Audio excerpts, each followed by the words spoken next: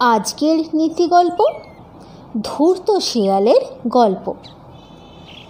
এক মোরগ গাছের ডালে বসে মনের সুখে গান করছিল। তার গলার স্বর শুনে এক শিয়ালের ভারী লোভ হলো। মোরগের মাংস খুবই সুস্বাদু, তাই সে মনে মনে একটা মতলব এঁটে সেই গাছতলায় হাজির হলো। মুখ তুলে মোরগের দিকে তাকিয়ে মোলায়েম গলায় বলল, সুপ্রভাত মোরগ ভায়া, সুখবরটা শুনতে পেয়েছো তো? মোরগ বলল, কিসের সুখবর ভাই? অবাক হবার ভান করে শিয়াল বলল, সে কি, খবরটা তুমি এখনো পাওনি? বনের পশুরা সভা করে শপথ নিয়েছে তারা আর কাউকে হিংসে করবে না, নেকড়ে আর ভেড়ার ছানা খাবে না, আমরাও ছাগল ছানা ছোঁব না। কি আনন্দের কথা বলো তো! এখন পশু পাখি সকলেই সকলের বন্ধু হয়ে থাকব।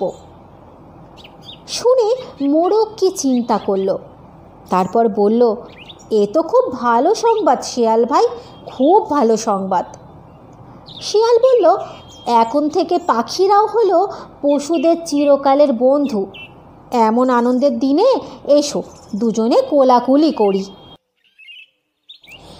মোরগ বুঝতে পারল শিয়ালের মতলব ভালো নয়।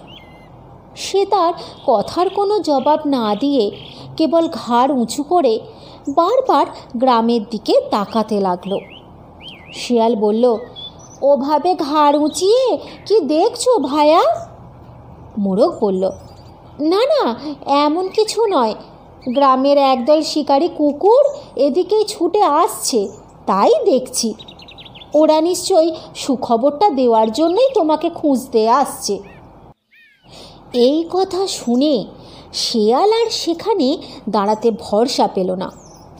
সে তাড়াতাড়ি বলল, আজ উঠি ভাই, জানো, আজ উঠি। একটা দরকারি কাজের কথা হঠাৎ করে মনে পড়ে গেল, আর একদিন এসে কথা বলবো তোমার সাথে, আজ যাই। মোরগ বলে উঠল, ও কি শিয়াল ভায়া, কুকুরদের নাম শুনে ভয় পেলে মনে হচ্ছে। ওরা তোমাকে কিচ্ছুটি বলবে না, ওরাও নিশ্চয়ই তোমার মতো হিংসে ছেড়ে দিয়েছে। শিয়াল বলল, না ভাই কোকড়কো, কুকুরদের বিশ্বাস নেই। তাছাড়া পশুদের এই প্রতিজ্ঞার কথা কুকুররা হয়তো এখনো জানতে পায়নি। এই বলে শিয়াল আর সেখানে দাঁড়ালো না, দৌড়ে ঝোপের ভেতর ঢুকে পড়ল।